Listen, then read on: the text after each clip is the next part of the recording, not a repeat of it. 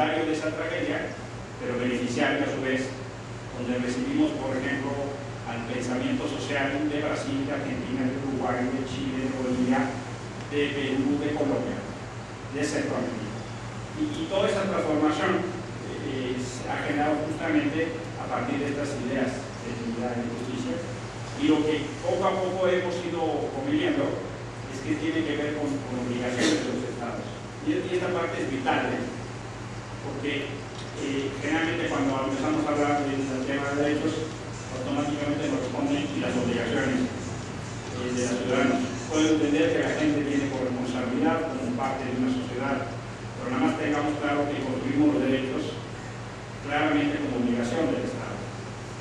Y a partir de ese término de relación nos movemos, porque no es uno por otro. Cuando cedemos nuestra libertad, cuando cedemos parte de nuestro poder en la constitución de ese lealtad de ese Estado, tiene que ver justamente como fin el beneficio de las personas, no al revés. Porque a mí me parece que hay una relación muy perversa y distorsionada en términos de relación del Estado y los ciudadanos. Y sus instituciones medias, que son al revés en muchas ocasiones de servicio público y gobierno. Entonces se convierte en un término de relación pervertido, donde pareciese ser la concesión del servidor público que ni siquiera reconoce los derechos. Hay muchas maneras y trampas en que eso se expresa. Por ejemplo, cuando el servidor público pone por delante su esquema moral o religioso en lugar de su obligación como servidor público. Ese término de relación lleva a muchas tensiones, en seguridad también, porque lo que se pone por delante no es la premisa fundamental que un servidor o servidora pública tiene que ponerse. La premisa fundamental a responder es si se tiene o no el derecho, no si estamos de acuerdo. Esa confusión lleva justamente en el ámbito de la seguridad pública a una tergiversación de la labor. Y terminaría justamente en esta condición. Es obligación del Estado respetarlos y garantizarlos en función de la ley. La siguiente, por favor. Entonces partiría, y esto es una de las cosas que recientemente se ha dado en el ámbito de la discusión de la sociología de los derechos humanos y de los instrumentos internacionales, es muy reciente, apenas hace escasos 17 años, en la segunda cumbre mundial de los derechos humanos en Viena, se combinó el concepto y la noción de integralidad de los derechos. Y eso pasa porque había una enorme discusión y tensión en los foros internacionales sobre el cumplimiento de los derechos civiles y políticos versus los económicos, sociales y culturales. Y esa discusión ideológica tenía de fondo el no reconocimiento de la integralidad de la persona y los colectivos. Claro, porque a la hora de la gestión pública, la demanda del cumplimiento de todos los derechos tiene ese contexto. Pero pareciese ser que había una respuesta del Estado formulada bajo la siguiente hipótesis. Hombre, todo quieren.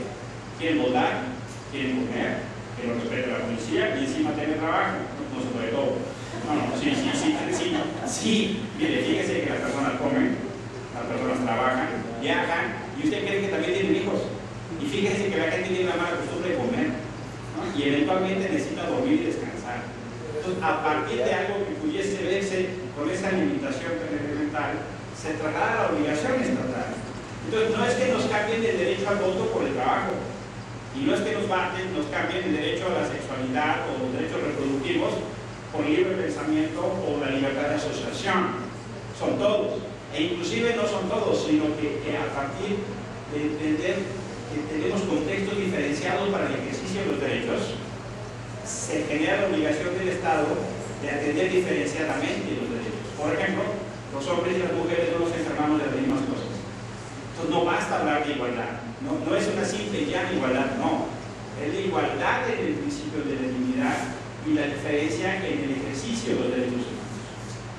Esa noción ha tomado mucho tiempo para entender, por ejemplo, por qué tenemos que implementar perspectiva de género, o porque tenemos que hablar de condiciones para el desarrollo de las comunidades indígenas. Sí, ¿por qué no ejercen los derechos de manera igual? Hay un principio de igualdad jurídica que no se hace realidad. Si fuese una carrera de 100 metros planos, hay quienes parten del metro 40 y hay quienes parten del metro menos 40. Es ahí donde interviene el Estado, porque hay condiciones estructurales diferenciadas. Y por eso se habla justamente de esta integralidad. La siguiente, por favor. parto de la idea de entender que los derechos humanos son una construcción social y que llevan intrínseco y explícito un proceso de progresividad. De manera vergonzosa, este país no ha celebrado ni siquiera 60 años para reconocer el derecho al voto a la mujer, por ejemplo. Apenas estamos en ese proceso, ¿no? El mismo concepto de ciudadano se ha ido transformando, de ciudadanía. Pero después de que le hemos reconocido lamentablemente y tardía y vergonzosamente a la mujer, el contexto de hoy nos lleva a entender, por ejemplo, que solo el 5% de las personas que gobiernan un municipio son mujeres. Año 2010, siglo XXI. Solo el 5% de quien gobierna un municipio en este país es mujer. Entonces, se le reconoce el derecho al voto, pero la práctica expresada en un machismo lleva a que solo 5 de cada 100 tengan condición para ejercer derechos a votar a nivel municipal. Entonces, hemos ido avanzando en la construcción social de sus derechos.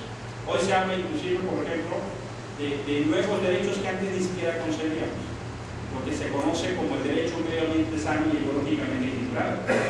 Claro, porque ya descubrimos que somos tan idiotas que ya no necesitamos bombas atómicas para acabarnos el mundo. O sea, solitos, así como vamos, ¿no? Cuando uno recorre la Ciudad de México y ve cómo estamos depredando el ambiente. En 1950, Iztapalapa tenía 60,000 habitantes. En el año 2000, más de 2 millones. Ahora, eso no solo es Iztapalapa, súbele en esa, Ecatepec, Los Reyes de la Paz, Iztapaluca, Chalco, Nuevo Chalco. Entonces, en 50 años, es la mayor concentración humana urbana de nuestra historia. Hay más de 10 millones de personas. Hace tan solo 50 años no había ni 200,000. Sí, pero eso lo que está generando es una sobreexplotación de los mantos acuáticos, que está generando hundimientos. Pues ustedes díganme si en Iztapalapa no hay una discusión del derecho humano al agua. Claro que ya hay todo el derecho humano al agua, porque la vida está asociada a la existencia misma. ¿Y qué es lo que pasa? La manera en que se garantiza es a través de estos medios, que es 3,000 veces más cara. Entonces, ¿qué pasa? Los pobres pagan más, porque no tienen agua. En la Ciudad de México llega a haber diferenciales de consumo entre 28 litros por persona a 8,000 litros por persona. ¿No tiene ahí algo que hacer el Estado? Yo digo que sí. Pero eso es justamente, lo pongo como ejemplo de la progresividad, de cómo hemos ido construyendo nuevos derechos. Por ejemplo, todo el concepto de en tiempo real, en línea, eso son cosas que hace no muchos años no existían, ¿no? Este aparatito está transformando nuestras relaciones. Nuestros hijas e hijos son unas fieras cibernéticas. No sé si les ha pasado que está en una reunión y suena un teléfono y nadie lo contesta, hasta que la comunidad voltea con una mirada de censura al dueño del instrumento o a la dueña, y el dueño o dueña avergonzado dice: es que el hijo le cambió el sonido y no sé cómo poner el silencio. Está pasando un fenómeno extraordinariamente importante en medio de la historia de la humanidad. Con estas cositas resulta que la generación precedente sabe más que la generación anterior. Explíquenme cómo los papás les van a poner límites a sus hijos de usar internet si los que les enseñan son los hijos. ¿Quién pone las reglas? Los hijos o los papás. Cuando yo era niño, por más que las televisoras se esforzaban en transmitir simpatía a un conjunto de espíritus que yo detestaba por mi corazón, a saber, la familia Teledín. Porque la familia Teledín para mí eran malas noticias.